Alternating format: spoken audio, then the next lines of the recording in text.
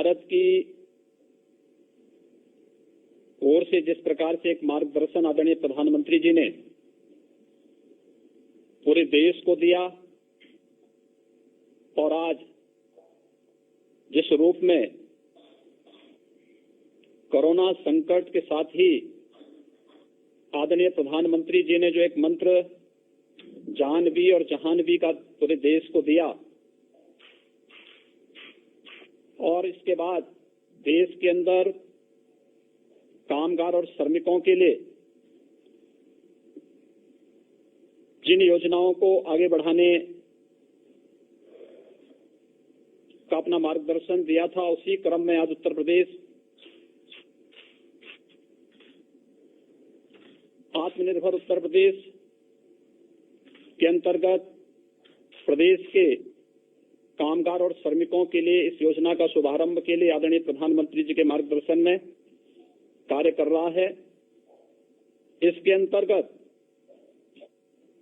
1,25,00,000 से अधिक कामगार और श्रमिकों को रोजगार, उद्योगों में समायोजन और स्वतः रोजगार के अंतर्गत कार्य दिया जा रहा है। इस अवसर पर आज आदरणीय प्रधानमंत्री जी के कर कमलों से 4,03,000 सूक्ष्म लघु मध्यम उद्यम से जुड़ी हुई यूनिटों को 10,600 करोड़ रुपए से अधिक का ऋण का वितरण भी ऑनलाइन यहां पर प्रारंभ हो रहा है। इस योजना में उत्तर प्रदेश में ग्राम्य विकास विभाग, पंचायती राज विभाग के माध्यम से सामुदायिक शौचालय के निर्माण और प्रधानमंत्री आवास योजना के अंतर्गत आवास निर्माण के लिए, मनरेगा योजना के अंतर्गत ग्रामीण सड़कों के साथ साथ तालाबों की खुदाई के और अन्य कार्यक्रमों को आगे बढ़ाने इस योजना में 60 लाख से अधिक रोजगार का सृजन आज के दिन पर उत्तर प्रदेश प्रारंभ कर रहा है। 50 लाख से अधिक कामगार और श्रमिकों को सूक्ष्म लघु मध्यम और प्रदेश में अनलॉक के बाद प्रारंभ हुए सभी बड़े उद्योगों में उन्हें व्यवस्थित रूप से समायोजित करने के साथ ही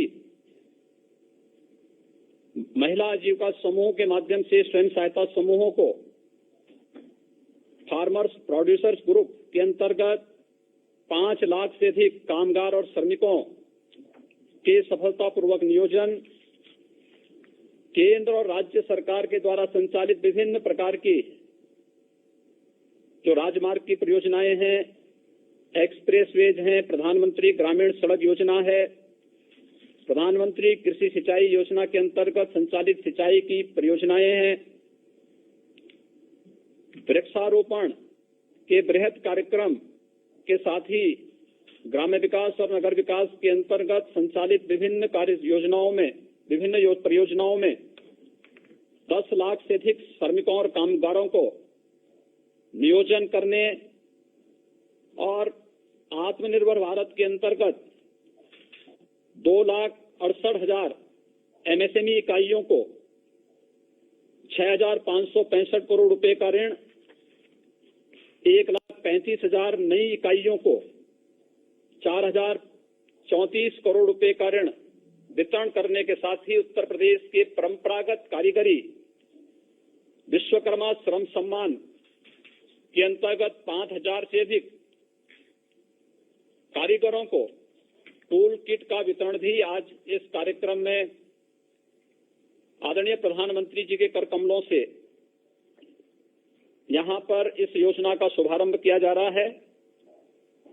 पूरा देश कृतज्ञ है आदरणीय प्रधानमंत्री जी के द्वारा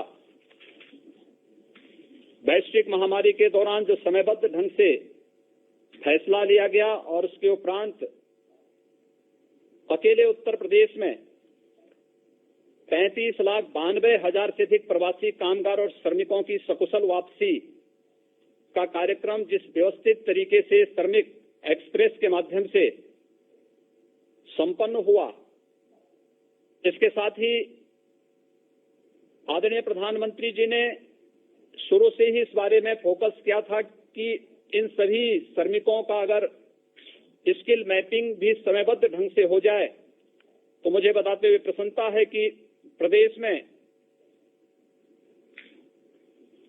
जितने भी कामगार और श्रमिक आए थे इनमें से 18 वर्ष से कम के बच्चों को छोड़ दें तो शेष 30,47,000 कामगार और श्रमिकों का कुशलतापूर्वक स्किल मैपिंग करने का कार्य संपन्न हुआ, जिनमें 24,75,000 कृषि कार्य से जुड़े हुए, कंस्ट्रक्शन के कार्य से जुड़े हुए और रियल एस्टेट से जुड़े हुए कामगार और श्रमिक थे। 92,000 से अधिक विभिन्न उद्योगों में कार्य करने वाले श्रमिक निकले। 62,800 से ऊपर टेलर मास्टर, टेलरिंग का कार्य करने वाले हमारे पास इस प्रकार की स्किल मैन पावर आई। 45,000 से अधिक ड्राइवर, 10,700 से अधिक हस्तकला और 3,61,000 से अधिक plumber, salesman, security guard, courier और अन्य क्षेत्र से जुड़े हुए कामगार निकले। प्रदेश में आने वाले इन सभी कामगार और श्रमिकों में से ग्रामीण क्षेत्र में 26,12,000 और शहरी क्षेत्र में 1,63,000 कामगारों ने अब तक अपना क्वारंटीन पीरियड पूरा कर दिया है। होम क्वारंटीन में भी 4,71,000 कामगार और श्रमिक अभी है, जिसमें इंस्टीट्यूशनल क्वारंटीन में 51 और अभी कोरोना से पीड़ित लगभग 1,000 एक्टिव केस अकेले प्रवासी कामगार और श्रमिकों का है। मनरेगा में आज के दिन उत्तर प्रदेश में 62 लाख से अधिक कामगार और श्रमिक अकेले काम कर रहा है और इसमें ज्यादातर कामगार और श्रमिकों को कृषि, मनरेगा, स्वच्छ भारत मिशन के अंतर्गत ग्रामीण क्षेत्र में सामुदायिक शौचालय के निर्माण, प्रधानमंत्री आवास योजना, प्रधानमंत्री ग्रामीण सड़क योजना, एक्सप्रेसवेज, हाईवेज, इन सभी के साथ साथ कैंपा फंड के माध्यम से वृक्षारोपण के एक बृहद कार्यक्रम को प्रदेश ने लिया है। इन सभी कार्यक्रमों में इन्हें समाहित करने की कार्रवाई प्रदेश के अंदर प्रारंभ हुई है और अब तक सफलतापूर्वक 15 लाख से अधिक कामगार और श्रमिक जो प्रवासी के रूप में प्रदेश में आए थे, इन्हें इन योजनाओं के साथ काम दिया ही गया। साथ साथ महिला स्वयंसेवी समूह में राज्य ग्रामीण आजीविका मिशन के अंतर्गत 4,22,000 जो कामगार और श्रमिक वापस आए थे, इनमें से 1,69,000 को आजीविका मिशन के अंतर्गत इन्हें सफलतापूर्वक समायोजित किया गया है। इसके साथ ही प्रदेश में अनलॉक के बाद 7,80,000 सूक्ष्म, लघु, मध्यम उद्यम से जुड़े हुए उद्योगों को पुनः प्रारंभ करने में हमें सफलता प्राप्त हुई है और इन योजनाओं के अंतर्गत विभिन्न प्रकार के कार्यक्रमों को आगे बढ़ाते हुए आत्मनिर्भर भारत के अंतर्गत पहले चरण में 57,000 एमएसएमई इकाइयों को 2,002 करोड़ रुपए का ऋण वितरण ये पहले ही किया जा चुका है और सफलतापूर्वक उन सभी इकाइयों के द्वारा अपना कार्य का संचालन भी आज के दिन पर प्रारंभ किया जा रहा है। आज आदरणीय प्रधानमंत्री जी के कर कमलों से 5,000 से अधिक कामगारों को टूल किट का भी वितरण हो रहा है। खासतौर पर इसमें वे जो टेलर मास्टर थे यहाँ प्रदेश में वापस आए, इसमें 1,650 दर्जी या जरदोजी के कार्य से जुड़े हुए, जो टेलरिंग के कार्य से जुड़े हुए टेलर मास्टर हैं। 1,088 धातु उद्योग, लोहार, सुनार आदि के कार्य से जुड़े हुए लोगों को, 250 सीसा उद्योग से, 120 दरी और कालीन उद्योग से जुड़े हुए, 1,082 बढ़ई और फर्नीचर के कार्य से जुड़े हुए, 669 खाद्य प्रसंस्करण और हलवाई के कार्य से जुड़े हुए 212 नाई, 137 टोकरी बुनकर, 120 माटी कला बोर्ड से जुड़े हुए कुम्हार, 95 राजमिस्त्री और 112 फुटवेयर की मरम्मत आदि के कार्य से जुड़े हुए कारीगरों को भी यहां पर टूल किट वितरण के एक बड़े कार्यक्रम को आज यहां पर प्रारंभ किया जा रहा है। आत्मनिर्भर भारत के अंतर्गत आदरणीय प्रधानमंत्री जी ने अनलॉक की कार्रवाई के बाद जो मार्गदर्शन पूरे देश को दिया, उसके अंतर्गत आज उत्तर प्रदेश में सफलतापूर्वक इतने बड़े पैमाने पर रोजगार, सेवायोजन और स्वतः रोजगार के कार्यक्रम को आगे बढ़ाया जा रहा है। होम क्वारंटीन का कार्यक्रम सफलतापूर्वक संपन्न होने के बाद बचे हुए जो कामगार और श्रमिक हैं, इनके लिए पर्याप्त मात्रा में रोजगार सृजन की आपके मार्गदर्शन में सभी संभावनाएं प्रदेश में मौजूद हैं और मैं इस बात के लिए आश्वस्त करता हूं कि उत्तर प्रदेश में इन सभी कामगार और श्रमिकों को सफलतापूर्वक कार्य उपलब्ध कराने और उनके नियोजन करने में हमें सफलता प्राप्त होगी। मैं एक बार फिर से उत्तर प्रदेश के लिए आज इस महत्वपूर्ण कार्यक्रम के लिए अपना मार्गदर्शन देने के लिए आपका हृदय से स्वागत और अभिनंदन करता हूं, आभार व्यक्त करता हूं। धन्यवाद मुख्यमंत्री महोदय।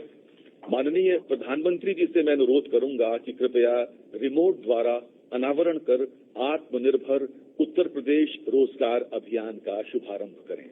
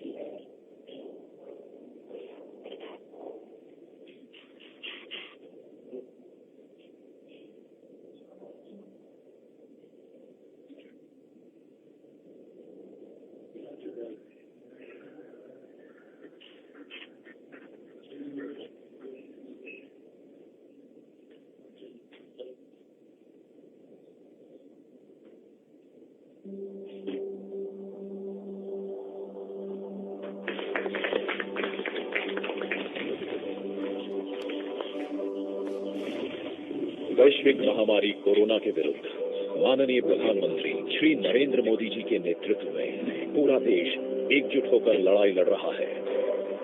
देश की जनता के उत्तम स्वास्थ्य और बेहतर भविष्य के लिए माननीय प्रधानमंत्री जी द्वारा समय से लिए गए निर्णयों के फलस्वरूप देश सुरक्षित स्थिति में है।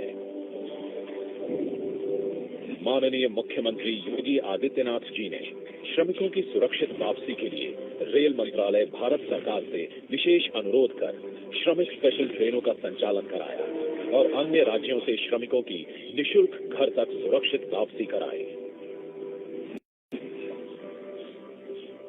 संक्रमित या लक्षण वाले श्रमिकों को कोविड अस्पताल में भर्ती कराया गया।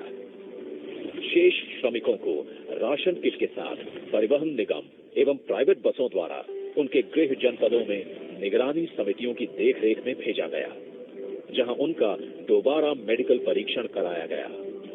क्वारंटीन सेंटर में श्रमिकों एवं कामगारों की स्किल मैपिंग कर डेटाबेस तैयार किया गया। छूटे हुए श्रमिकों की स्किल मैपिंग कराई जा रही है। जिन श्रमिकों के पास होम क्वारंटीन की व्यवस्था नहीं थी, उन्हें क्वारंटीन सेंटरों में रखा गया, जहां खाने पीने और चिकित्सा की समुचित व्यवस्था की गई। राष्ट्रीय खाद्य सुरक्षा अधिनियम एवं प्रधानमंत्री गरीब कल्याण अन्न योजना के अंतर्गत खाद्यान्न वितरित किया गया। जिन श्रमिकों के पास अन्य राज्यों के राशन कार्ड थे या जिनके पास राशन कार्ड नहीं थे, उन्हें भी 2 बार निःशुल्क खाद्यान्न दिया गया। पूरे प्रदेश में कम्युनिटी किचन के माध्यम से भी फूड पैकेट्स वितरित किए गए। इतना ही नहीं, अन्य जरूरतमंदों को भी भरण पोषण भत्ता दिया गया। भारत की संकल्प शक्ति ऐसी है कि भारत आत्मनिर्भर बन सकता है। माननीय प्रधानमंत्री श्री नरेंद्र मोदी जी के आत्मनिर्भर भारत अभियान एवं चुनौतियों को अवसर में बदलने के उनके संदेश से प्रेरित होकर उत्तर प्रदेश सरकार श्रमिकों, कामगारों को उनके घर एवं आसपास ही रोजगार देने के लिए युद्ध स्तर पर काम कर रही है। मनरेगा में प्रतिदिन श्रमिकों को रोजगार मिल रहा है। मानव दिवस सृजन में प्रदेश का देश में प्रथम स्थान है। एमएसएमई सेक्टर में उत्तर प्रदेश प्रथम स्थान पर है। एमएसएमई सेक्टर में ग्रोथ और रोजगार की सबसे अधिक संभावनाएं हैं। बृहद एवं एमएसएमई क्षेत्र की इकाइयों में 7,80,000 से अधिक यूनिट क्रियाशील हो गई हैं। कोरोना महामारी के दौरान प्रदेश में नई उत्पादन इकाइयों की भी शुरुआत हुई, जिनके माध्यम से पीपीई किट, N95 मास्क और सैनिटाइजर का उत्पादन किया गया। इससे प्रदेश में उपलब्धता बढ़ी एवं अन्य प्रदेशों में भी आपूर्ति की जा रही है। लॉकडाउन के दौरान चीनी मिलों, ईंट भट्ठों और कोल्ड स्टोरेजों के माध्यम से श्रमिकों को रोजगार दिया गया। राज्य सरकार की अन्य योजनाओं में भी रोजगार के अवसर उपलब्ध कराए गए हैं। देश में पहली बार कामगारों एवं श्रमिकों के हितों की सुरक्षा के लिए आयोग का गठन किया गया। गरीब कल्याण रोजगार अभियान, आत्मनिर्भर भारत योजना और विश्वकर्मा श्रम सम्मान योजना से रोजगार की तुरंत आवश्यकता वाले कामगारों को विभिन्न कार्य क्षेत्रों में रोजगार के अवसर प्राप्त हो रहे हैं। गरीब कल्याण रोजगार अभियान के लिए उत्तर प्रदेश के 31 जनपदों के चयन हेतु यशस्वी प्रधानमंत्री माननीय श्री नरेंद्र मोदी जी का हृदय से आभार। भारत के सुदूर अंचलों से वापस लौटे श्रमिक तथा कुछ स्थानीय ग्रामीण माननीय प्रधानमंत्री जी से अब वार्तालाप करेंगे। सर्वप्रथम मैं माननीय प्रधानमंत्री जी के साथ संवाद के लिए हल्धर मऊ विकास खंड कमालपुर जनपद गोंडा की सुश्री विनीता पाल को आमंत्रित करता हूं। विनीता जी नमस्ते। श्री माननीय प्रधानमंत्री, श्री माननीय मुख्यमंत्री, आपको विनीता पाल नमस्कार करती है हल्धर मऊ ब्लॉक जिला गोंडा से। विनीता जी नमस्कार। जरा अपने बारे में बताइए, अपने काम के विषय में जानना चाहूंगा मैं। नर्सरी का काम करती हूँ सर। सागवान लगाए हैं, कैक्टस लगाए हैं, सहजन लगाए हैं, बेल लगाए हैं, नीम लगाए हैं और सारे से काम और मैं करती हूँ। यानी अपना खुद का है कि कोई संस्था के साथ जुड़ी है कि क्या, कैसे करती है? जी सर मेरा ही है, 10 सखी मिलके बनाए हैं। अच्छा अच्छा, आपने वो यानी समूह बनाया हुआ है? जी। अच्छा अच्छा। रंगल महिला स्वयं सहायता समूह 10 महिलाओं को मैंने इकट्ठा करके संगठन बना के मैंने एक काम चला दिया है नर्सरी। कब से शुरू किया वनिता जी? 2019 फरवरी से। और आपके यहाँ 10 बहनें हैं। ये आइडिया कहाँ से आया आपको? जी हल्धर मऊ ब्लॉक से श्री राम प्रकाश मौर्य ने मुझे सूचना दिया तो मैंने नर्सरी डाला। अच्छा, लेकिन ऐसे ही पता चल गया कि ये काम करना है कि ये काम की कुछ ट्रेनिंग हुई, कुछ में कुछ करना पड़ा होगा ना आपको? जी सर हम सब लोग बहुत गरीब थे सर। जो हमारे ये हल्धर मऊ ब्लॉक है, मैं सर जाती रहती थी, देखती रहती थी, तो सर मैं सर से बात किए कि सर मुझे कोई काम बताओ, मैं काम करें और आगे बढ़ जाएं। तो सर ने मुझे बताया कि तुम काम करो, हम तुम्हें काम देंगे, आप आगे बढ़ जाओगी। तो मैंने एक काम से किया, नर्सरी का काम किया। तो ये 10 बहनें कितना कमाई करते हैं? आप इस नर्सरी शुरू किए हैं तो? जी हमें महीने में 50,000 बचत हो जाती है, साल में 6 लाख बचत हो जाती है। 6 लाख रुपया एक साल में? जी, और जो एक वाहन है उसको मैं महीने में 3,000 दे देती हूँ सर। जो खर्चा लगता है उसको मैं और खर्चा पानी निकाल के एक वाहन को 3,000 रुपया मैं दे देती हूँ। अच्छा, देखिए, आपको तो कमाई भी हो रही है और आप पर्यावरण की रक्षा भी कर रही है। सीडीओ साहब ने मुझे और मदद किया है। नहीं, इसके लिए आपकी कोई ट्रेनिंग प्रशिक्षण भी हुआ होगा कोई? जी कहीं ट्रेनिंग हुआ होगा आपका? जी जी ट्रेनिंग हुई है। अच्छा, और बहनों का भी ट्रेनिंग हुआ? जी जी सर, सबकी हुई है। चलिए, आप और आपके समूह की बहनें जो काम कर रही हैं, बहुत ही प्रशंसनीय काम कर रही हैं।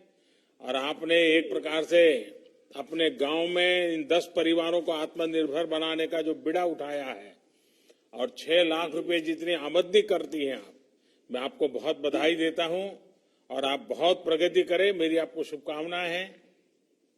धन्यवाद विनीता जी। श्री माननीय प्रधानमंत्री श्री माननीय मुख्यमंत्री को विनीता साहब धन्यवाद देती है। मैं अपने नर्सरी से एक पौधे भी देना चाहती हूँ, फिर मैं फूल भी देना साथ में चाहती हूँ। बहुत अच्छा, आपका धन्यवाद। धन्यवाद विनीता जी। अब प्रधानमंत्री जी के साथ संवाद के लिए हम जनपद बहराइच चलेंगे, जहां प्रधानमंत्री आवास योजना के लाभार्थी श्री तिलक राम जी उनसे संवाद करेंगे। तिलक राम जी नमस्ते। अपना परिचय, अपने काम के विषय में थोड़ा बताइए तिलक राम जी। हम खेती करता हूँ साहब, और जैसे और पिपरमिंट लगाया था उसको काट लिया हूँ साहब, और अब धान लगाने वाले हैं। परिवार में कितने सदस्य हैं? माता जी है, पिताजी है, एक भाई है और मेरी बीबी है, 3 बच्चे हैं साहब। अच्छा, तो काम क्या करते हैं? काम यही खेती बाड़ी का करता हूँ साहब। अच्छा, और नरेगा फरेगा में काम करता हूँ साहब। ये पीछे बहुत बढ़िया मकान बन रहा है आपका, तो बड़ा तगड़ा, क्या बात है? आपने कहा है साहब, प्रधानमंत्री जी आपने दिया है। अच्छा, आपको सरकार का लाभ मिला है? इसी में बनवा रहा हूँ साहब। तो नीचे वाला बन गया, अभी ऊपर बना रहे हैं? हाँ, नीचे वाला साहब बन गया, स्लैब पर रही साहब। अच्छा। हाँ, तो ये प्रधानमंत्री आवास योजना का आपको लाभ मिला? हाँ, प्रधानमंत्री आवास योजना का मुझे लाभ मिला। तो पहले कहाँ रहते थे? पहले कहीं नहीं जाते थे, घर पे ही रहते थे साहब। यानी ऐसे ही झोपड़ी में? झोपड़ी पहले बहुत दिक्कत थी साहब, ना एक घर था, छपरा था, बारिश में बहुत दिक्कत होती थी और गर्मी में भी दिक्कत होती थी, लेकिन आपने दिया, बहुत अच्छा। अब है परिवार हमारा खुशी से रहेगा। तो अभी तो घर वालों को पक्का मकान मिल गया, तो घर वालों की अपेक्षा भी बढ़ गई होगी? नहीं, बहुत अच्छा है, बहुत खुश है, पूरा परिवार बहुत खुश है। तभी मेहमान भी बहुत आते होंगे घर में? हाँ जी, अभी हाँ आते हैं साहब, पहले झोपड़ी में तो कोई मेहमान नहीं आता है, अभी तो मेहमान भी बहुत आते होंगे। हाँ साहब। अच्छा, बच्चों की पढ़ाई करवाते हो? हाँ साहब, बच्चों पर। आप मुझे बताइए, आपको प्रधानमंत्री आवास मिला, आप प्रधानमंत्री को क्या दोगे? प्रधानमंत्री को भगवान से कहता हूँ खूब सुखी से रहे, वो सारी जिंदगी प्रधानमंत्री ही रहे। बस ऐसे ही कह दोगे क्या? खुद देंगे नहीं आप? कुछ देने की बात बोलो ना।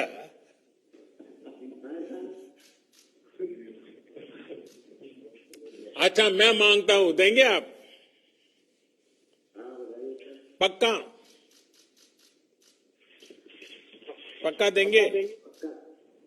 अच्छा, देखिए, पहला तो आप मुझे प्रॉमिस कीजिए कि आप बच्चों को जितना पढ़ना है जरूर पढ़ाएंगे, कभी भी आपको थोड़ी तकलीफ पड़े तो भी बच्चों को पढ़ाएंगे, करेंगे?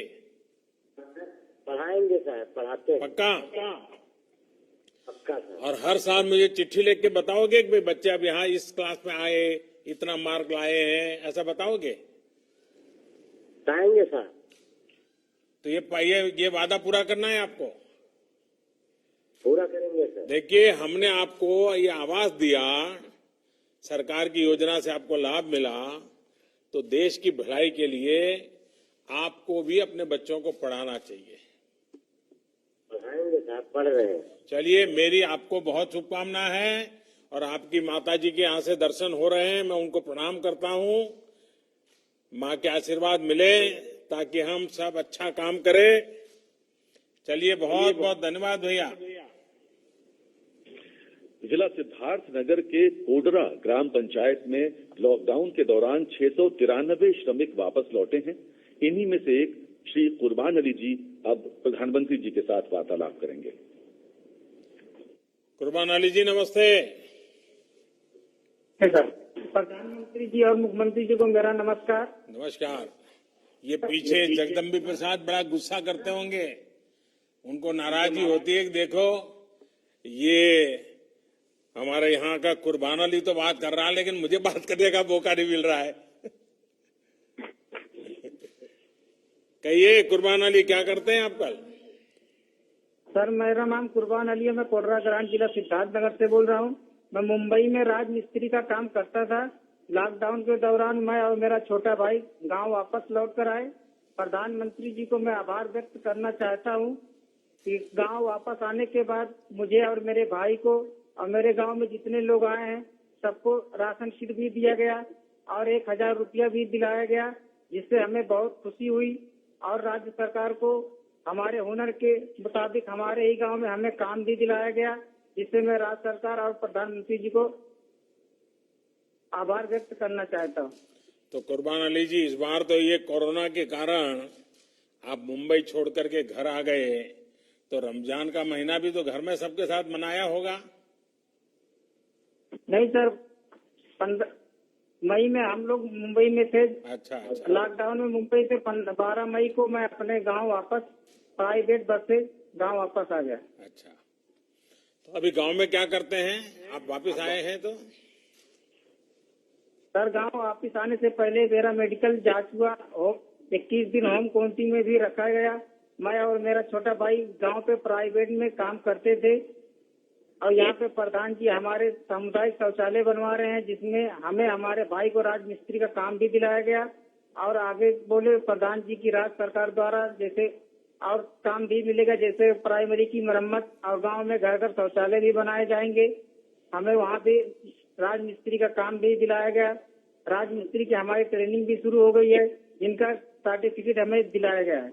अच्छा अच्छा, यानी अब आप एक बड़े सर्टिफाइड राजमिस्त्री बनकर के काम के लिए जाएंगे आगे? जी सर। तो आप जब वहां थे और बीमारी की खबरें आई तो माँ बाप और सब रिश्तेदार सब बड़े चिंता में पड़ गए होंगे?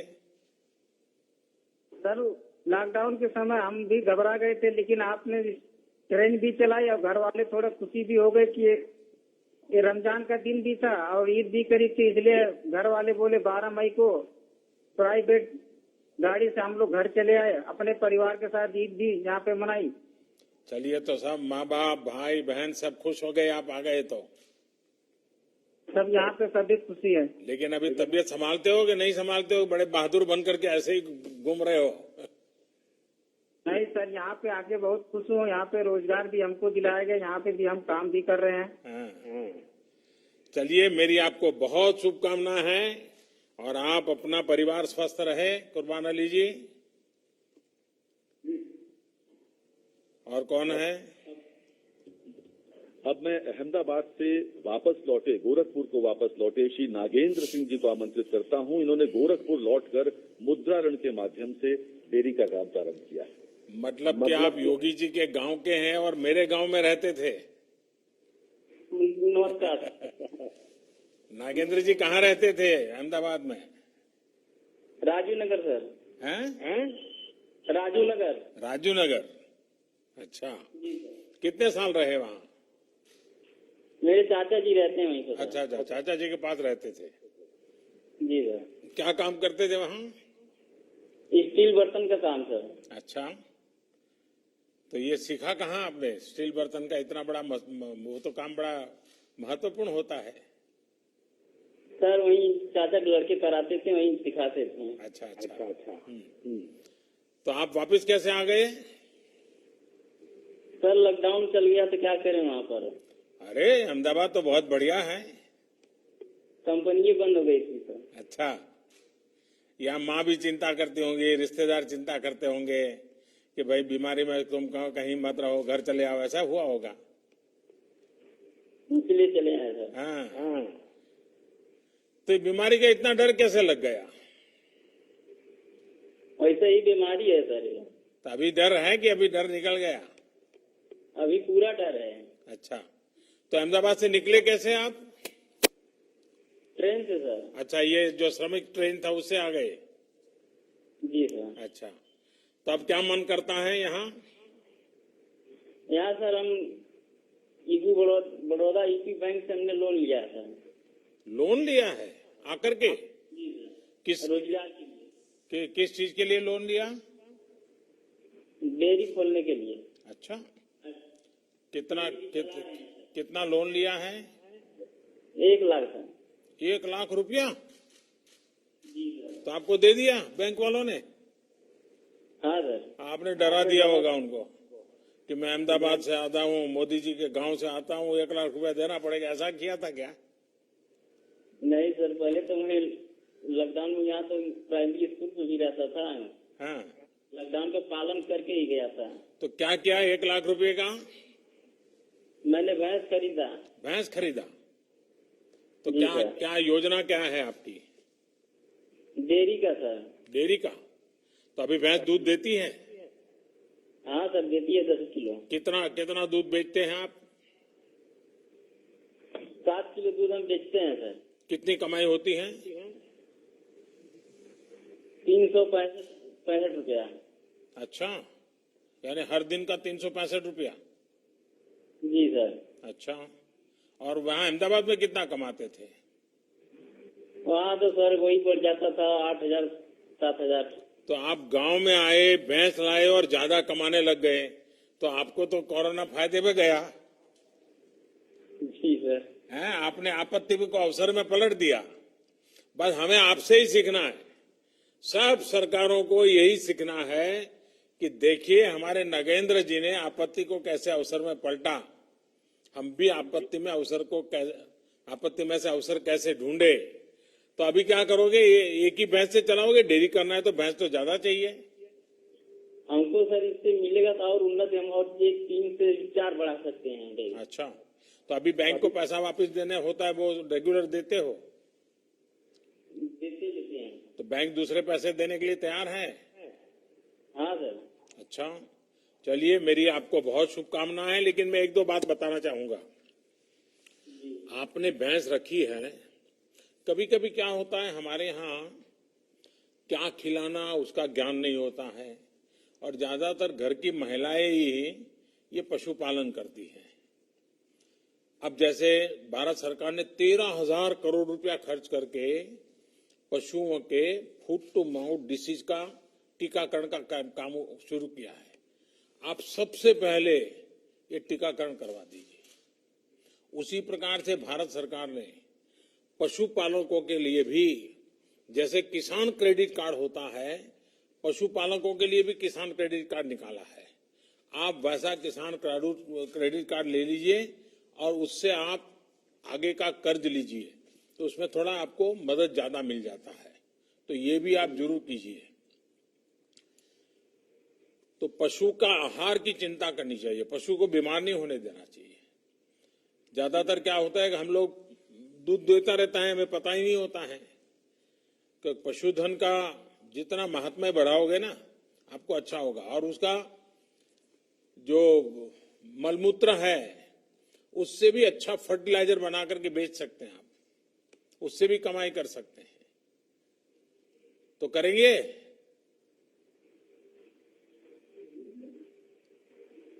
सब कुछ सुनाई दिया कि नहीं सुनाई दिया? दिया है सर। अच्छा, चलिए, मेरी आपको बहुत शुभकामनाएं हैं, लेकिन तबीयत संभालना भैया इस हालत में। आइए, और कौन है? जालौन जिले के दीपू जी को संवाद के लिए आमंत्रित करता हूं। नमस्कार जी। नमस्कार। हाँ दीपू जी बताइए।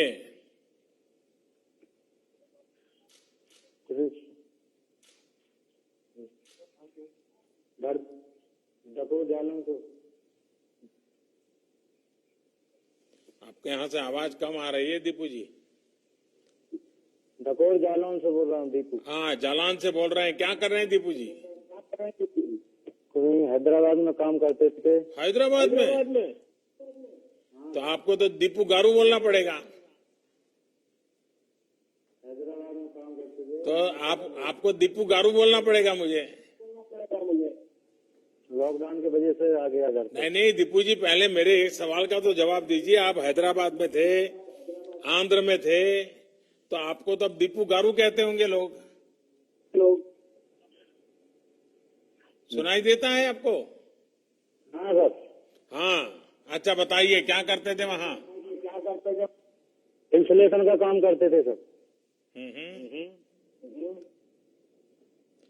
तो आगे कैसे, फिर आगे का क्या किया?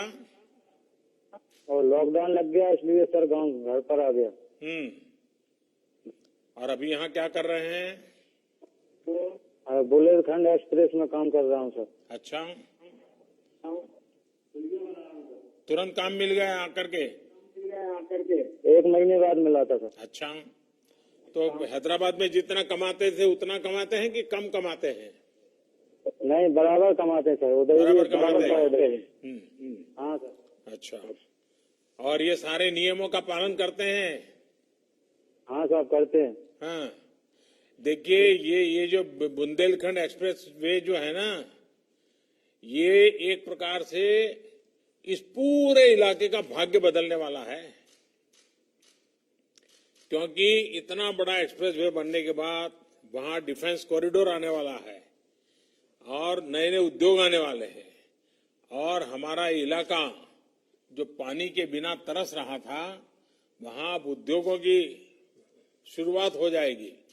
तो अब आपको रोजी रोटी के लिए कहीं जाना पड़े ऐसी स्थिति नहीं बनेगी। और ये विश्व स्तरीय सड़क बन रही है। वहां के लोग पहले मिट्टी की सड़क के लिए कागज देते थे गांव के लोग, आज इतनी बढ़िया सड़क आपके यहाँ बन रही है। और मैं मानता हूं कि बुंदेलखंड का भाग्य बदल रहा है।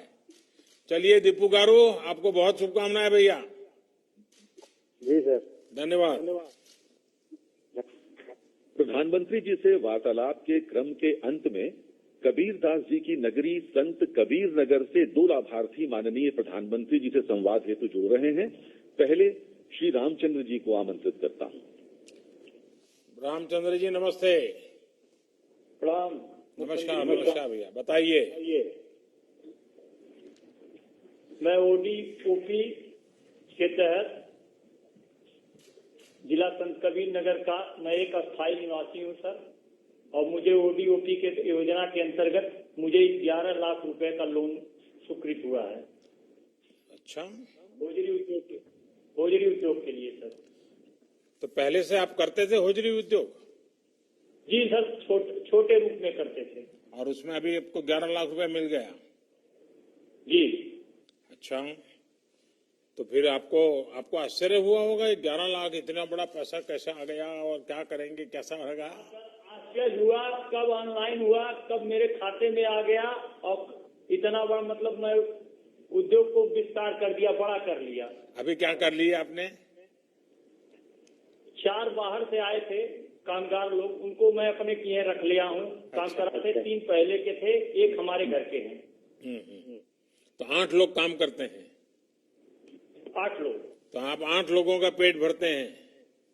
जी। वाह, चलिए, आपका ये जो स्वरोजगार और उद्यमशीलता को मैं बहुत बधाई देता हूं। और बैंक में से रेगुलर अच्छा पैसा जमा करना, लेना, कारोबार करोगे तो बहुत बड़े बन सकते हो। और दुनिया में जितने बड़े लोग बने हैं ना, सब छोटे से ही शुरू किया है जी। और जिन्होंने छोटे से शुरू किया वो सचमुच में बड़े बने हैं। जिनको विरासत में मिल जाता है वो तो लुढ़क जाते हैं कभी कभी। तो मैं आपको बहुत शुभकामनाएं देता हूं। और कौन है आपके साथ बात करने वाले? जी सर, प्रणाम। नमस्ते। कुमार राय, ग्राम दुगरा, पोस्ट बनियाबाड़ी, जनपद संत कबीर नगर का निवासी। जी। मेरा सर बेकरी का है। बेकरी का काम है। कितने सालों से है? ये सर 6-7 साल से। तो पहले क्या करते थे बेकरी में? आप क्या क्या बनाते हैं? जी सर, मैं रस बनाता हूँ। अच्छा, हाँ हो, चाय के साथ लेते हैं। जी जी जी। हाँ, तो हम चाय वालों को तो मालूम है ना कि रस। तो फिर क्या कर रहे हैं अभी? जी सर, वही बेकरी का विस्तार कर रहे हैं। प्रधानमंत्री रोजगार योजना के अंतर्गत जो लाभ मिला मुझको, उससे बेकरी विस्तार कर रहे हैं। और उसके बाद जो उनमें लेबरों और कामगारों की आवश्यकता है वो साफ भर रहे हैं। मेरे यहाँ बिहार के और बलरामपुर डिस्ट्रिक्ट के लेबर। कितने लोग हैं आपके यहाँ? मेरे यहाँ सर पहले 10-12 थे, अब 12 और बढ़ रहे हैं। 24 लोगों को काम दे दिया आपने? जी जी सर। और ये जो श्रमिक वापिस आए उनमें से 12 को दिया? जी जी। तो आपका कारोबार बढ़ रहा है कि बस सेवा भाव से ही सबको काम दे रहे हो? सर कारोबार भी बढ़ रहा है, सेवा भाव भी हो रहा है। हाँ, कहीं ऐसा ना हो कि घर का कारोबार रह जाए और आप सबको काम दे दो और फिर घर में कोई खाना ही न दे आपको। तो अच्छे से काम हो रहा है बाजार में, सब चीजें डेली रोज ताजा बिकता है माल आपका डेली की पैकेजिंग करके बाहर बेचते हैं? मैं पैकिंग करके जिले में और पड़ोसी जिले में, पड़ोसी जिले में इतने तक नहीं बिक जाता है। चलिए, मेरी आप सबको बहुत शुभकामना है भैया। आपका स्वास्थ्य जरूर संभालिए और मेहनत से जिंदगी बहुत कुछ आगे बढ़ सकती है। ये आप सबने करके दिखाया। धन्यवाद आप सबका। अब वो माननीय प्रधानमंत्री जी से अनुरोध कि वे अपने उद्बोधन से हम सबका मार्गदर्शन करें। माननीय प्रधानमंत्री महोदय। साथियों नमस्कार। मुझे आप सबसे बात करने का मौका मिला और जितना लोगों से बात करते हैं हर बार नई नई चीजें जानने को मिलती है। और हम सभी ने, अगर हम सोचेंगे अपने अपने जीवन के विषय में, अपने व्यक्तिगत जीवन में अनेक उतार चढ़ाव हम सब ने देखे हैं। हमारे सामाजिक जीवन में भी गांव में, शहर में अलग अलग तरह की कठिनाइयां आती ही रहती है। अब देखिए, कल बिजली गिर गई बिहार में, उत्तर प्रदेश में कितने लोगों को जान चली गई। लेकिन ये किसी ने नहीं सोचा था कि पूरी दुनिया पर, पूरी मानव जाति पर एक साथ एक ही तरह का इतना बड़ा संकट आ जाएगा। एक ऐसा संकट जिसमें चाहकर भी लोग दूसरों की पूरी तरह मदद नहीं कर पा रहे हैं। इस दौरान शायद ही कोई ऐसा होगा जिसको कोई परेशानी न हुई हो। बच्चे हो, बुजुर्ग हो, महिलाएं हो, पुरुष हो, देश हो, दुनिया हो, गांव हो, शहर हो, पढ़ा लिखा हो, अनपढ़ हो, अमीर हो, गरीब हो, हर किसी को दिक्कतों का सामना करना पड़ा है। आगे भी हमें नहीं पता कि इस बीमारी से कब मुक्ति मिलेगी, लेकिन हां, इसकी एक दवाई है जिसका हम सबको पता है, और ये दवाई है 2 गज की दूरी। ये दवाई है मुंह ढकना, फेस कवर या गमछे का इस्तेमाल करना। जब तक कोरोना की वैक्सीन नहीं बनती है, टीका नहीं बनता है, हम इसी दवाई से इस कोरोना से रोक पाएंगे। साथियों, आज जब आप सभी मुझसे बात कर रहे हैं और मैं देख रहा था कि आपके चेहरे पर खुशी है, आपके आंखों के भाव, आपका अपनापन मैं अनुभव कर रहा था और सारा देश देखता है। और यहां इस कार्यक्रम में उत्तर प्रदेश के यशस्वी ऊर्जावान मुख्यमंत्री श्रीमान योगी आदित्यनाथ जी मौजूद हैं, मंत्रिपरिषद के उनके साथी मौजूद हैं, प्रशासन के सारे वरिष्ठ अधिकारी मौजूद हैं, अलग अलग जिलों में हजारों की तादाद में लोग भी जुड़े हुए हैं। देखिए भाइयों बहनों, श्रम की जो ताकत होती है वो हम सभी ने महसूस की है। श्रम की इसी शक्ति का आधार बना भारत सरकार द्वारा शुरू किया गया गरीब कल्याण रोजगार अभियान, प्रधानमंत्री गरीब कल्याण रोजगार अभियान। आज इसी शक्ति ने आत्मनिर्भर उत्तर प्रदेश रोजगार अभियान को प्रेरणा दी है। यानी केंद्र सरकार की योजना को योगी जी की सरकार ने क्वालिटेटिव गुणात्मक और क्वांटिटेटिव संख्यात्मक दोनों ही तरीके से विस्तार दे दिया है। यूपी सरकार ने न सिर्फ इसमें अनेक नई योजनाएं जोड़ी हैं, लाभार्थियों की संख्या बढ़ाई है, बल्कि इसे आत्मनिर्भर भारत के लक्ष्य के साथ भी पूरी तरह जोड़ दिया है, क्लब कर दिया है। और आपने सुना होगा, मैं हमेशा कहता हूं डबल इंजन। मैं जिस डबल इंजन की बात हमेशा करता हूं, ये प्रयास आत्मनिर्भर उत्तर प्रदेश रोजगार अभियान इसका बहुत उत्तम उदाहरण है। और मुझे पूरा विश्वास है कि योगी जी के नेतृत्व में जिस तरह आपदा को अवसर में बदला गया है, जिस तरह योगी जी और उनकी पूरी टीम जी जान से जुटे हैं, देश के अन्य राज्यों को भी इस योजना से बहुत कुछ सीखने को मिलेगा। हर कोई इससे प्रेरणा पाएंगे। मुझे उम्मीद है कि अन्य राज्य भी अपने यहां ऐसी योजनाएं लेकर आएंगे। और मैं तो यूपी का सांसद हूं। जब उत्तर प्रदेश में इस प्रकार से अच्छे काम होते हैं तो मुझे जरा ज्यादा ही आनंद होता है, क्योंकि वहां के लोगों की मेरी भी जिम्मेवारी है। साथियों, संकट के समय जो साहस दिखाता है, सूझबूझ दिखाता है, सफलता उसी को मिलती है।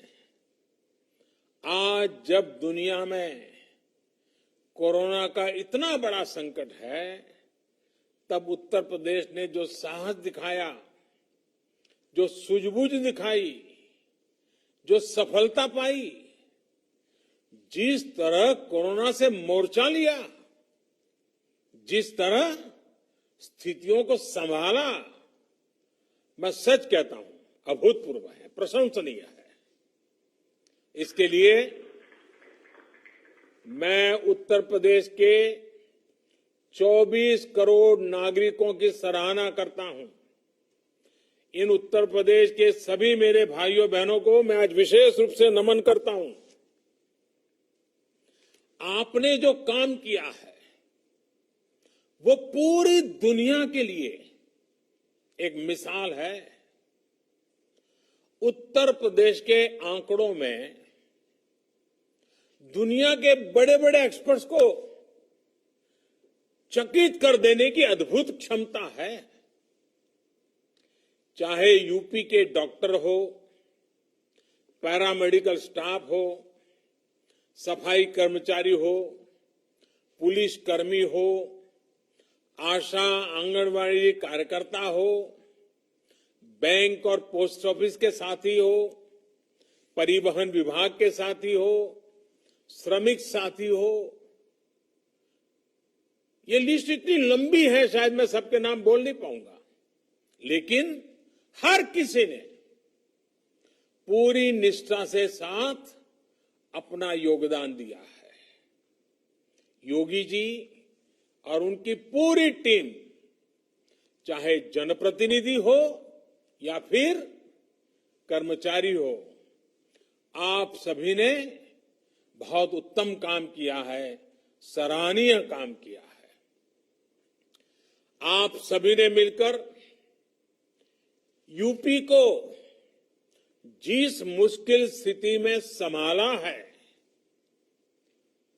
आने वाले अनेक वर्षों तक उत्तर प्रदेश के हर बच्चा, हर परिवार इसको बड़े गर्वपूर्वक याद करेगा, आने वाली पीढ़ियां याद करेगी। साथियों, उत्तर प्रदेश के प्रयास और उपलब्धियां इसलिए विराट हैं क्योंकि ये सिर्फ एक राज्य भर नहीं है। अगर 24 करोड़ की जनता की बात करें तो ये हमारा उत्तर प्रदेश दुनिया के कई देशों से बड़ा राज्य है। इस उपलब्धि को यूपी के लोग खुद महसूस कर रहे हैं, लेकिन इसको हम तब ज्यादा अच्छे तरह समझ पाते हैं और इन आंकड़ों जब जानेंगे तो हम हैरान हो जाएंगे। जरा तुलना करने से पता चलता है कि आज उत्तर प्रदेश ने कितनी बड़ी सिद्धि प्राप्त की है। मैं उदाहरण के तौर पे आपको बताता हूं। हम यूरोप के 4 बड़े देशों को देखें।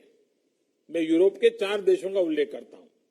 इंग्लैंड, जो 250 साल हमारे पर राज करके गया, फ्रांस, इटली, स्पेन। मैं इतने ही राज्यों की बात करता हूं। ये देश 200-250 साल तक दुनिया में सुपर पावर हुआ करते थे। आज भी दुनिया में इनका दबदबा है। आज अगर इन चारों देशों की कुल जनसंख्या को अगर हम जोड़ दें, इन 4 देशों की कुल संख्या को जोड़ दें, तो वो भी जैसे उत्तर प्रदेश के 24 करोड़ हैं, इन 4 देशों की जनसंख्या भी 24 करोड़ होती है। हमारे तो अकेले यूपी की ही जनसंख्या 24 करोड़ है। यानी कि जितने लोग इंग्लैंड, फ्रांस, इटली और स्पेन, इन 4 देशों में रहते हैं, उतने ही लोग हमारे उत्तर प्रदेश में रहते हैं। लेकिन कोरोना में इन 4 देशों में मिलाकर उनकी जनसंख्या उत्तर प्रदेश जितनी है, इन 4 देशों में मिलाकर के 1,30,000 लोगों की मौत हो चुकी है। 1,30,000। जबकि उतनी ही जनसंख्या वाला हमारा उत्तर प्रदेश 600 लोगों की जान गई है। कहां 1,30,000 लोगों की मृत्यु और कहां 600 लोगों की मृत्यु। ये बात सही है कि मृत्यु मृत्यु होती है, एक हो या अनेक हो। एक भी व्यक्ति की मृत्यु दुखद है, लेकिन हमें ये भी मानना पड़ेगा कि इन 4 देशों ने मिलकर अपने यहां जितने प्रयास किए, फिर भी उनके यहां यूपी से कई गुना ज्यादा लोगों की जाने गई। और ये देश विकसित है, उनके पास संसाधन भी है, और कोई वहां की सरकारों को चिंता नहीं होगी ऐसा तो नहीं है। लेकिन फिर भी अपने नागरिकों को बचाने में उन्हें वो सफलता नहीं मिली जो सफलता आपको उत्तर प्रदेश को हासिल की है। हर उत्तर प्रदेशवासी को गर्व होगा, हर भारतवासी को गर्व होगा। साथियों, इस दौरान आप में से ज्यादातर लोगों ने टीवी पर लगातार देखा होगा, अमेरिका के रिपोर्ट तो लगातार आते थे। अमेरिका के पास क्या नहीं है? सब कुछ है। वो एक चुटकी में जो चाहिए वो इकट्ठा कर सकता है। अमेरिका के पास साधन संसाधन आधुनिक टेक्नोलॉजी किसी चीज की कमी नहीं है, लेकिन फिर भी आज अमेरिका कोरोना से बेहद बुरी तरह प्रभावित हुआ। आप ये भी याद रखिए कि अमेरिका की जनसंख्या करीब 33 करोड़ है, यूपी की जनसंख्या 24 करोड़ है, लेकिन अमेरिका में अब तक 1,25,000 लोगों की मौत हो चुकी है, जबकि हमारे उत्तर प्रदेश में 600 लोगों की मृत्यु हुई है। अगर योगी जी ने और उत्तर प्रदेश के उनके सभी साथियों ने, उत्तर प्रदेश की सरकार ने सही से तैयारी नहीं की होती, अगर यूपी में भी अमेरिका की तरह ही तबाही मची होती, तो आज उत्तर प्रदेश में 600 नहीं 85,000 लोगों की जान जा सकती थी। अगर हम किसी और देश से तुलना करें तो उस हिसाब से देखें तो 85,000 लोग की जान जाती। लेकिन जो मेहनत यूपी की सरकार ने की है, हम कह सकते हैं कि एक प्रकार से अब तक कम से कम 85,000 लोगों का जीवन बचाने में वो कामयाब हुई है। आज अगर हम अपने नागरिकों का जीवन बचा पा रहे हैं तो ये भी अपने आप में एक संतोष का विषय है और देश का आत्मविश्वास भी उसके कारण बढ़ता है। लेकिन मैं एक पुरानी घटना को जरूर आज उल्लेख करना चाहूंगा। एक वो भी दिन था जब प्रयागराज, तब के इलाहाबाद के सांसद, देश के प्रधानमंत्री थे और कुंभ के मेले में भगदड़ मची थी, सैकड़ों हजारों लोग मारे गए थे। तब उस समय जो लोग सरकार में थे उन्होंने सारा जोर मरने वालों की संख्या छिपाने में ही लगा दिया था। अब आज उत्तर प्रदेश के लोगों का जीवन बच रहा है, सुरक्षित हो रहा है, तो यूपी के सांसद के नाते, देश के नागरिक के नाते, भारत के प्रधानमंत्री के नाते जैसे आप सबको तसल्ली मिलती है, मुझे भी तसल्ली मिलती है। और साथियों, इसमें भी हमें एक और बात हमेशा याद रखनी है। ये सब उस स्थिति में हुआ जब देश भर से करीब 30-35 लाख से जितने श्रमिक हमारे कामगार साथी यूपी में पिछले कुछ हफ्तों में अपने गांव लौटे थे।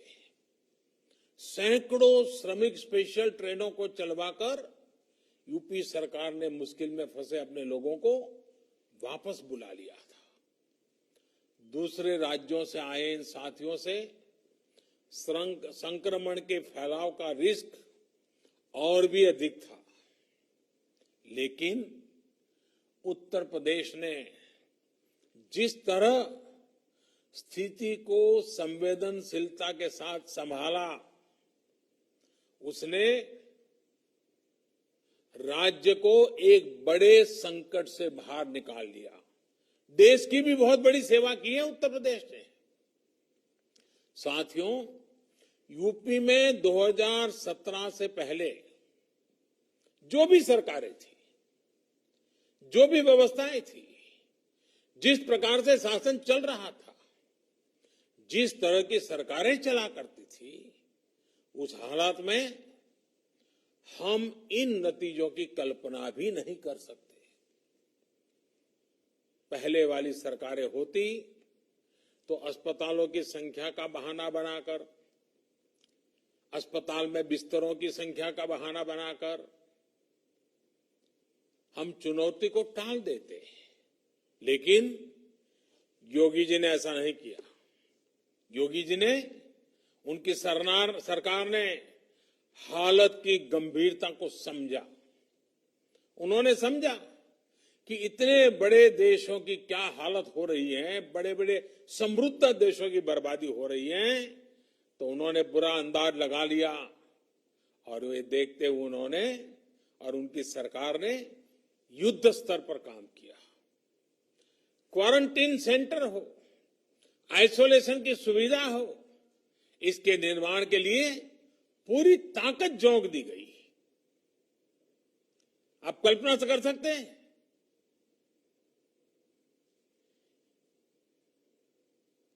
उनके पिताजी का स्वर्गवास हुआ हो, पिताजी के अंत्येष्टि में जाने के बजाय ये उत्तर प्रदेश के लोगों के लिए जिंदगी खपाने वाले योगी जी इस कोरोना से बचाने के लिए आपके साथ जुटे रहे। मैं योगी जी को अभिनंदन करता हूं, उनका नमन करता हूं। उत्तर प्रदेश के लोगों के लिए इतनी संवेदनशीलता। भाइयों बहनों, जो श्रमिक बाहर से आ रहे थे, उनके लिए बहुत ही कम समय में लगभग 60,000 ग्रामीण निगरानी समितियों का गठन किया गया। यह अपने आप में बहुत बड़ी बात है। जन भागीदारी, जनता को जोड़ दिया। 60,000 निगरानी समितियां बना देना। इन समितियों ने गांवों में क्वारंटीन की व्यवस्था विकसित करने में बहुत बड़ी मदद की। मैं सभी निगरानी समितियों के लोगों का बधाई करता हूं, उनका अभिनंदन करता हूं। सिर्फ 2-2.5 महीने के भीतर ही यूपी में कोरोना के मरीजों के इलाज के लिए अस्पतालों में 1 लाख बिस्तर भी तैयार कर दिए गए। साथियों, लॉकडाउन के दौरान गरीबों को भोजन की दिक्कत न हो, इसके लिए जिस तरह उत्तर प्रदेश सरकार ने काम किया है वो अभूतपूर्व है। प्रधानमंत्री गरीब कल्याण अन्न योजना के तहत यूपी ने बहुत तेजी से गरीबों और गांव लौटे श्रमिक साथियों तक मुफ्त राशन पहुंचाया। यानी ये इंतजाम किया कि 15 करोड़ गरीबों को भोजन की दिक्कत न हो, कोई भूखा न सोए। ये संवेदनशीलता के साथ काम किया गया। इस दौरान यूपी में गरीबों को 42 लाख मैट्रिक टन खाद्यान्न बांटा गया, अनाज बांटा गया। जिनके पास राशन कार्ड नहीं था, उनके लिए भी यूपी सरकार ने सरकारी राशन की दुकान के दरवाजे खोल दिए। इतना ही नहीं, उत्तर प्रदेश के 3.25 करोड़ गरीब महिलाओं के जनधन खाते में लगभग 5,000 करोड़ रुपए सीधे ट्रांसफर किए गए। आजादी के बाद के इतिहास में संभवतः किसी सरकार ने इतने बड़े पैमाने पर गरीबों की मदद नहीं की है। साथियों, भारत को आत्मनिर्भरता के रास्ते पर तेज गति से ले जाने का अभियान या फिर गरीब कल्याण रोजगार अभियान हो, उत्तर प्रदेश यहां भी बहुत आगे चल रहा है। गरीब कल्याण रोजगार अभियान के तहत श्रमिकों को आय के साधन बढ़ाने के लिए गांवों में अनेक प्रकार के कार्य शुरू करवाए जा रहे हैं। गरीबों के लिए पक्के घर का निर्माण हो, सामूहिक शौचालय कम्युनिटी टॉयलेट का निर्माण हो, पंचायत भवनों का काम हो, कुएं तालाब बनाना, सड़कें बनाना, इंटरनेट की लाइनें बिछाना, ऐसे 25 कामों की लिस्ट केंद्र सरकार ने बनाई है। आज इसको विस्तार देते हुए इसमें आत्मनिर्भर भारत अभियान को भी शामिल करते हुए उत्तर प्रदेश ने सीधे करीब 1.25 करोड़ 1.25 करोड़ श्रमिक और कामगार साथियों को रोजगार देने का बीड़ा उठाया है, प्रयास किया है। इसमें से करीब 60 लाख लोग को गांव के विकास में जुड़ी योजनाओं में तो करीब 40 लाख लोगों को छोटे उद्योग यानी एमएसएमईज में रोजगार दिया जा रहा है। इसके अलावा स्वरोजगार के लिए हजारों उद्यमियों को मुद्रा योजना के तहत करीब 10,000 करोड़ रुपए का ऋण आवंटित किया गया है। ऋण के साथ साथ आज हजारों हस्तशिल्पियों को आधुनिक मशीनें और उनके काम के लिए जो जरूरी ऐसी टूल किट भी दी गई है। इससे हस्तशिल्पियों का काम भी बढ़ेगा और उनको सुविधा भी मिलेगी। मैं सभी लाभार्थियों को, रोजगार पाने वाले को फिर से बहुत बहुत बधाई देता हूं। साथियों, उत्तर प्रदेश के सांसद होने के नाते मैं भी इस समय हर बार लगातार योगी जी के साथ संपर्क में रहता था। काशी के लिए बातें करता था, लेकिन पूरे उत्तर प्रदेश की बातें भी सुनता था।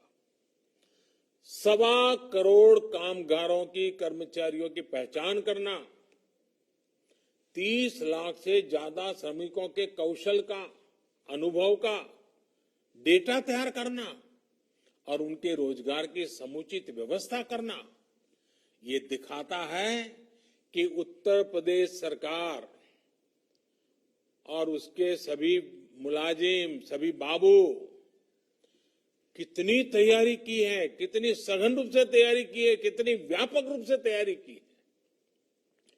यूपी की एक जनपद एक उत्पाद योजना तो पहले से ही स्थानीय उत्पादों को बढ़ावा दे रही है, उनको एक बड़ा बाजार दे रही है। अब आत्मनिर्भर भारत अभियान के तहत जब पूरे देश में ऐसे स्थानीय उत्पादों को बढ़ावा देने के लिए उद्योगों के क्लस्टर बनाए जा रहे हैं, तब उत्तर प्रदेश को बहुत अधिक लाभ होगा। इससे कपड़ों के, सिल्क के, लेदर के, पीतल के ऐसे जो अनेक औद्योगिक क्लस्टर है, उनको बल मिलेगा, नया बाजार मिलेगा। साथियों, आत्मनिर्भर भारत अभियान का बहुत बड़ा लाभ उत्तर प्रदेश के किसानों को होगा।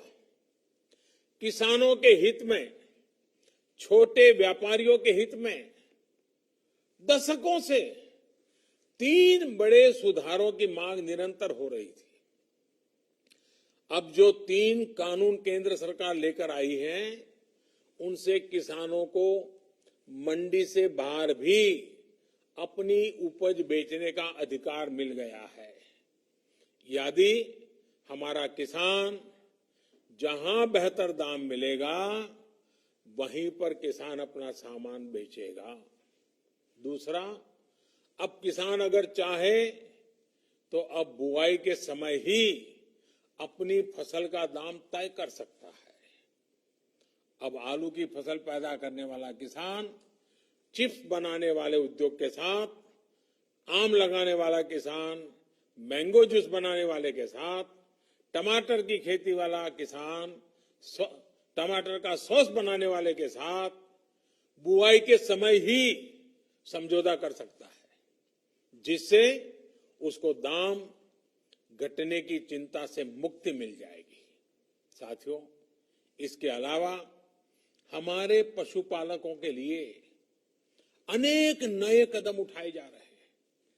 2 दिन पहले ही पशुपालकों और डेयरी सेक्टर के लिए 15,000 करोड़ रुपए का एक विशेष इंफ्रास्ट्रक्चर फंड बनाया गया है। इससे करीब 1 करोड़ और नए किसानों, पशुपालकों को डेयरी सेक्टर से जोड़ा जाएगा। डेयरी से जुड़ी नई सुविधाएं तैयार की जाएगी। अनुमान है कि आने वाले समय में इससे गांवों में लगभग 35 लाख नए रोजगार तैयार होंगे। परसों ही केंद्र सरकार ने यूपी में टूरिज्म को बढ़ावा देने के लिए एक और अहम फैसला लिया है।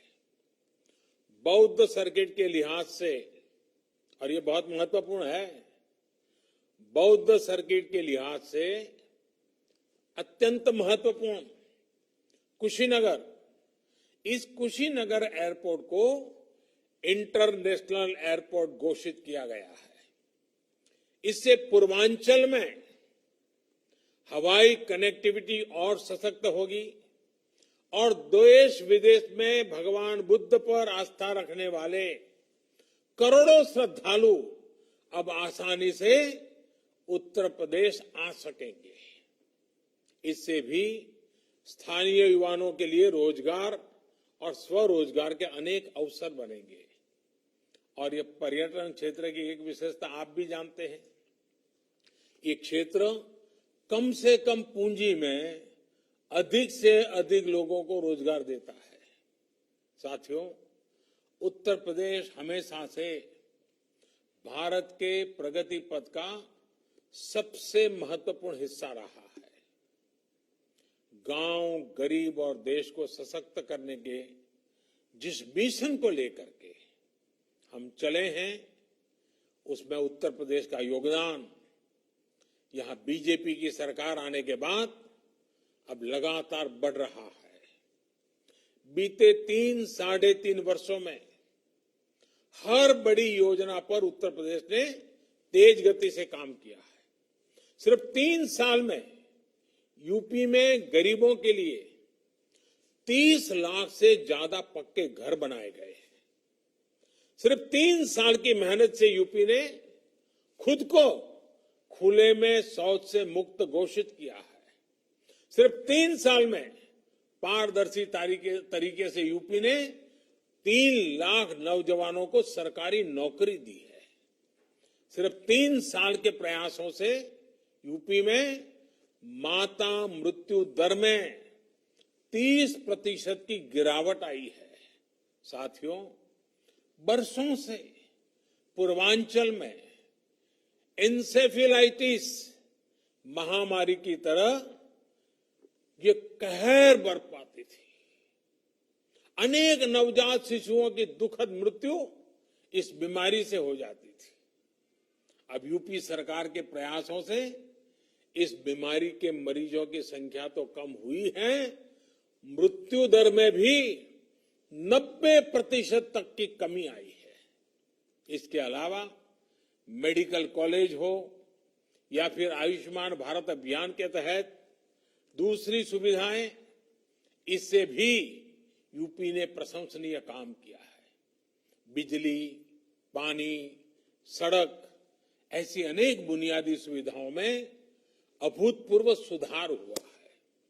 नई सड़कों और एक्सप्रेसवे के निर्माण में यूपी आगे चल रहा है। और सबसे बड़ी बात यह है कि आज उत्तर प्रदेश में शांति है, कानून का राज कायम हो रहा है। यही कारण है कि उत्तर प्रदेश पर पूरी दुनिया के निवेशकों, इन्वेस्टर्स को अब उत्तर प्रदेश भाने लगा है, उनकी नजर है वहां। सरकार देशी और विदेशी निवेश को आकर्षित करने के लिए जो भी कदम उठा रही है, उसका बहुत बड़ा लाभ यूपी उठा रहा है। और देखिए, आज भी जब अन्य राज्य कोरोना से लड़ाई में जूझ रहे हैं, यूपी ने अपने विकास के लिए इतनी बड़ी योजना शुरू कर दी है। एक प्रकार से आपदा से बने हर अवसर को यूपी सरकार साकार कर रही है। एक बार फिर आप सभी को रोजगार के इन तमाम अवसरों के लिए बहुत बहुत बधाई। लेकिन मैं फिर से एक बार याद कराना चाहूंगा, और मैं बार बार कहूंगा और आप भी बार बार सबको कहिए, याद रखिए, कभी कोरोना के खिलाफ हमारी लड़ाई बंद होने वाली नहीं है। हमें ये लड़ाई जारी रखनी है। लड़ाई अभी भी जारी है। काम पर निकलिए, लेकिन 2 गज की दूरी, चेहरे पर मास्क और लगातार साफ सफाई, ये बहुत जरूरी है। जीवन और आजीविका दोनों की सुरक्षा की ये लड़ाई उत्तर प्रदेश जीतेगा और भारत भी जीतेगा। बहुत बहुत धन्यवाद। माननीय प्रधानमंत्री जी एवं उत्तर प्रदेश के माननीय मुख्यमंत्री जी तथा कार्यक्रम से जुड़े अन्य सभी महानुभावों का इस कार्यक्रम में उपस्थिति पर बहुत बहुत धन्यवाद। नमस्कार।